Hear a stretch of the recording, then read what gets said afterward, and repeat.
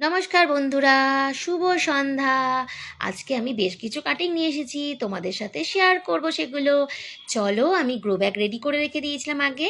এবার প্রত্যেকটা ডালের পাতাগুলোকে ছেঁটে একদম গাছগুলোকে ন্যাড়া করে দেবো, যাতে গাছে এক্সট্রা কোনো লোড না থাকে।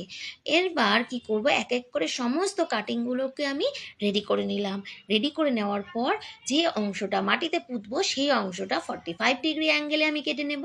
তারপরে আমার ছাদ বাগান থেকে আমি অ্যালোভেরা পাতা নেব। সেই অ্যালোভেরা পাতার মধ্যে প্রত্যেকটা ডাঁটি একটু একটু করে ডুবিয়ে নেব, দিয়ে 15 মিনিট শুকোতে দেব। তারপরে সমস্ত কাটিংগুলোকে এক এক করে গ্রো ব্যাগের মধ্যে বসিয়ে দেব। বসিয়ে দেওয়ার পর ভালো করে জল দিয়ে দেবো।